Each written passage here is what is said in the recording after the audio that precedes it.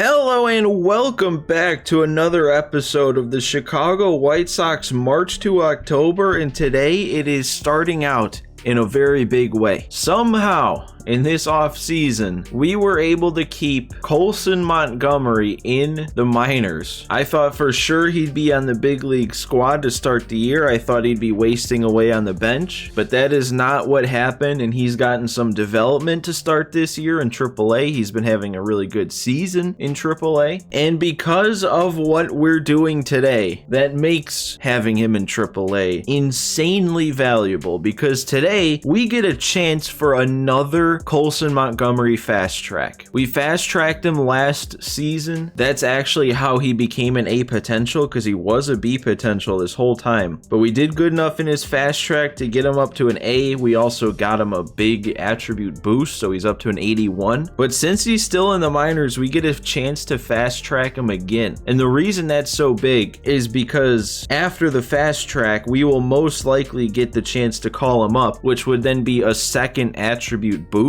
So if we can go positive, if we can turn both of these player locks with Colson Montgomery into a positive, and he gets a boost from both of them, he could be over a 90 overall. So we got kind of a lot of pressure today. But first, the first thing we got to do is get the job done in AAA. We got to actually execute this part. Hopefully this should get him up to a 86, 87-ish. So let's get into it. There is a righty, it looks like, on the mound for them. So that's even better. We get the matchup. If we actually do this and we actually get Colson Montgomery up over a 90, the only bad part about it is it's going to be so difficult to figure out what to do with our roster. But I guess that's a good problem to have, having too many good players. It's going to take some thought. That didn't drop in. I really thought that was gonna land. Okay. Would have liked to get that hit out of the way. Come on, man. We got to get something and destroy it. You gotta be kidding me. No, I can't be hitting perfects in this important of a game and being lined out like that. It's already in the fifth, man. We're running out of time. This is moving way too fast. Oh no. Oh no. Am I really gonna blow this? We might only get one more at bat. We are only gonna get one more at bat. I have to do something now. This has gone by so fast. No shot, you guys. This all happened so fast. How did this go so bad? Oh no. Oh no. I was honestly not even considering the possibility of blowing it in AAA. I mean, I had a perfect swing, man. Well, there goes that. That is incredibly disappointing. Wow. Okay, well, I guess all we can do is move on. It's not like we're going to be a bad team all of a sudden. We had a chance there to do something really special. We get another shot at a player lock, though. Luis Robert. He's been doing okay this year so far, but not as good as you'd like your star player, your 98 overall, to be. Man, I can't believe that I cannot stress how quick that all happened. There was no defensive appearances in that game. It was just at bat after at bat after at bat. Next thing I knew, it was over. All right, we gotta move on. Luis Robert, man, hit some bombs. Make me feel better. Wow, dude, can I just not hit today? I can't even say that because I got a perfect swing with Montgomery. This is rough. This is a rough start to an episode. All right, down 1-0 now. It's already the fourth. That's going to be 2? Oh yeah, we are on fire today at the plate. 6 player locked at bats and I've made 7 outs. Oh, can we go for 9? We got another double play situation. That'll be our I was joking, game. I didn't actually want to hit into another double play. All right, well, at least we have a big lead here, so we're probably going to win this game. Probably the only thing that can salvage anything from this, though, is if I go deep here.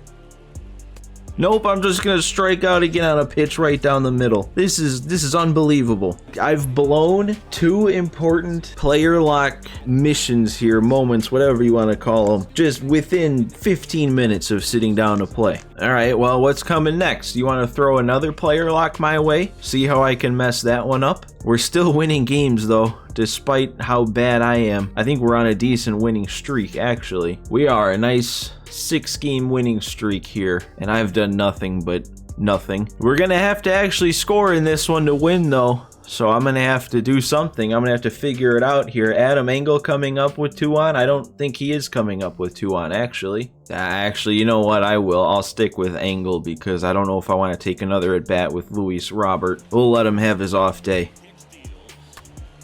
And yeah, that's just a pop-up, but you know what? That's better than a Luis Robert double play. And now we have Eloy up, so it was important that we didn't hit into a double play. And Eloy, I think I actually did it. First pitch, and Eloy's got a 3-run shot. Turning things around just like that. Okay, hopefully that means we're back on track. Oh, and Shohei, I'm still going off with him. Lefty, lefty, and that's another home run down the line. That is 3 at-bats in a row with me using Shohei that he's hit no doubters. That's 19 for him, and I think we're still in like the middle of May. Man, dude, could I have not done this with Montgomery though? Like, just one of those swings would have been nice. All right, TA draws the walk for Sheets to come up, who's having a kind of quiet good year, and he's been good against lefties too. Well, not there, because that was a hanger that I probably should have destroyed. But okay, 4 runs to take a lead. It's not even a save situation anymore going into the 9th. Well, I was going to go to somebody out of the pen, but now we have a chance to get Skubal a complete game shutout. I'm gonna go ahead and do it. If he gets into trouble, then we have Hendricks ready to go for the save. But let's try and see if we can get Skubal this CG. We'll take that. Not the best pitch, but you can kind of make any pitch to Leury and be fine. And there we go. Kind of got away with another one there against Naylor. And a grounder to TA. Plenty of time, and there we go. Skubal, actually, I don't think I mentioned it, but he had been struggling this year. The 6-2 record doesn't really show it, but all of our pitchers were doing amazing except for him. He had like a 5.5 ERA, so that's probably a huge game for him. We're going to add another decent chunk of momentum here and maybe prolong getting to double-digit losses even more. I mean, I wonder how many games into a season it's been for like the record for 10 losses, because I mean, okay, let me finish that thought. We're getting close to the end of May, and I think we picked up a loss, but that means we only have 9 losses. But here we go. This is not another fast track. This time it's a call-up, which also comes with the chance of an attribute upgrade. But do I want to take that chance? Because if we call him up and we don't get that attribute upgrade and he just stays where he's at, then he's in the bigs. We failed twice. And if I decline it, I don't know, maybe we can cross our fingers and get another fast track. I mean, isn't that kind of what happened with Dylan Bundy last season? We kept denying the call-ups over and over, and then finally it was like, you know what, here, take a fast track. So I think I will, because even calling him up and getting him up to an 86, 87, whatever he would be, I still don't know how that would impact the team a whole lot, because I don't really know if that would be enough to get him into the starting lineup, so then he wouldn't develop too much more. I think it is probably smarter to keep him down in the minors. And we're going to keep winning here. Can we make it to the end of May before getting our 10th loss? That'd be cool. We get another chance to beat Cleveland. We're already up 4-2 in the 7th. 42-9.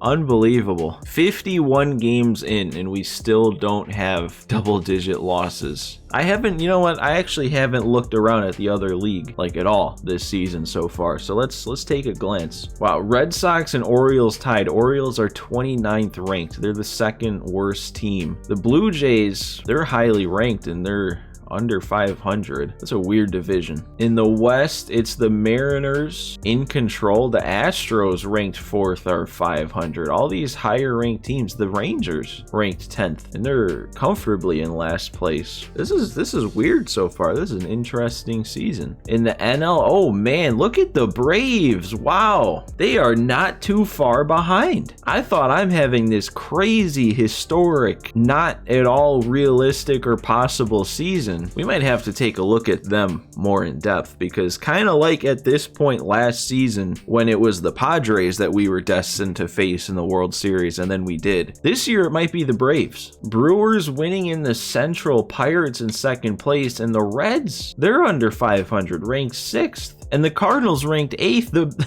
The Braves are the only other good ranked team. Well, I guess, okay, the Dodgers too. But those are the only ones that are doing good. Padres are under 500. Giants at 9 are 1 game above. Yeah, dude, and the Reds, man, they looked on paper like they were going to be pretty good. But let's take a look at the Braves. Let's see what their guys are doing. Albies is up to a 96. He's having a pretty good season there. A lot of homers, especially at the leadoff spot. Then you got Dansby still on the team. He's doing really, I mean, those are pretty good numbers too.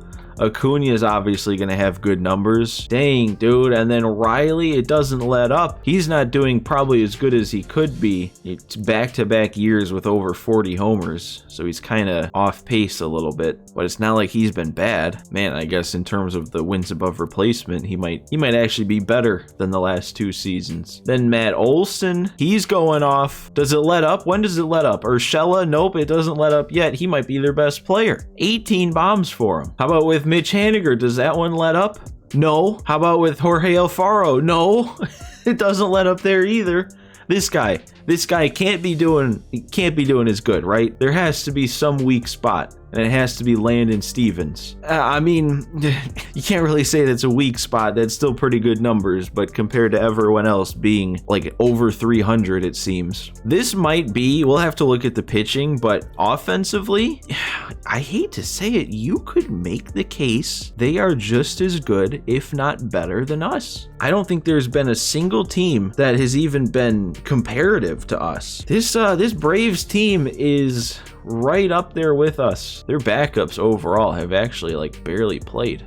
I mean, William Contreras has 4 at-bats. Actually, if he's playing this little and he's still a B potential and only 27 years old, maybe they'd be willing to trade him. Okay, how about their pitching? Their pitching doesn't look nearly as strong as ours is, so that's at least somewhat comforting. But Mike Soroka at an 89, he's pretty good. Ian Anderson, good rating, but he hasn't had a good year. Yeah, their pitching is not anything scary. Nobody's really that crazy good. And then bullpen wise, if you got guys in the 60s, you can't even compare to our bullpen. All right, but before this episode starts getting too long and I keep getting sidetracked, let's get into this game here and beat Cleveland and see if we can use that to get us into June without a 10th loss. Johnny Lasagna still has not given up a run. Hopefully that doesn't change here. Hopefully I didn't just jinx it. We have a Sheets homer, a couple doubles, 2 caught stealings for Moncada. He's up to 7. Stop stealing, Yohan. Severino had a pretty solid day, 11 strikeouts. Loaizaga is actually not on the hook though for either of those runners. Ohtani's 3 for 3 also, and Sheets is 2 for 2 with a walk. Okay. Oh no, and I was looking here because Loaizaga hadn't given up a run, but it looks like Liam Hendricks finally gave up that first run, and it was actually a blown save.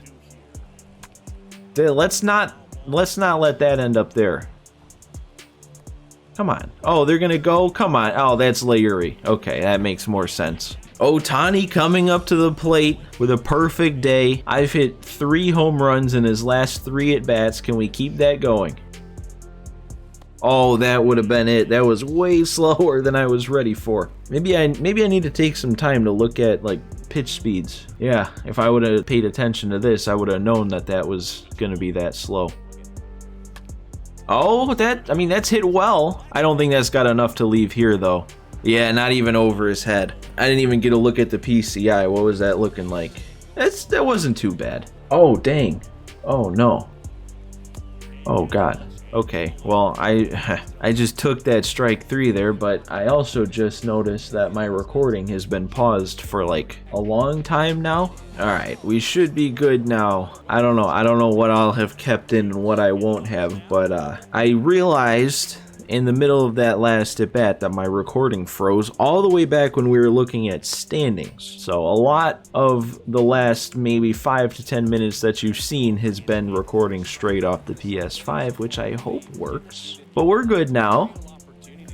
Right in time for Sheets to strike out on 3 pitches. I wasn't distracted. Man, dude, Zunino will not swing. This is between this same at bat happening over the course of 2 different innings. It's taken 10 pitches, 11 now. I want to get a chase. I don't want to give him anything to hit. That power's scary, and there we go. We got him. Perfect slurve. Dang, dude, they are making it as tough as they possibly can on Johnny Lasagna. This is another 3-2 count. Another slurve is going to get the out, but man, this is a lot of pitches. There we go. That's a nice quick 2-pitch at bat to get the 3rd out. We got a 2-run lead heading into the 9th. At the very least, Liam Hendriks is going to have some cushion for a save. Sano, oh my god, that was smoked. Oh man, and Collins, that's not going to go anywhere. We're going to finish this whole inning in less pitches than it took to get Zunino out. Yeah, no, first pitch of this next at bat was a hanger and didn't really capitalize, so there we go. They've got 7, 8, 9 coming up, so I guess this is probably the best time to come into a game for a save. There we go, first pitch swing. Takes that slider. I'm going to go back up and in because he was late the first time. And he's just looking. Pop up, Moncada. That's staying in play. He's there. There we go. Another heater up gets Jimenez. Another easy Liam Hendriks save. And another win. We're not going to get a whole lot of momentum out of that. It's only going to be just the 1. So we're not going to be super stacked and ready to go to try and finish May without any more losses. And we get that first loss right away. Okay. Oh, and now we're up to 11. We're going to get to play the last game of May, though, against the A's. We are 45-11. 107 projected wins. I honestly thought it'd be higher. I don't know, man. 57 games in, and the last 2 seasons, we have come very close to that all-time single-season wins record. But if there was ever a season that was setting up to actually break that record, I think it's this one. But guys, that's where I'm going to call this one today. So as always, make sure if you enjoyed, you leave a like on this one for me, and if you haven't subscribed to the channel yet, hit that subscribe button for me. But that is it for this one, guys. Thanks for watching today. Thanks for stopping by, and I will see you next time.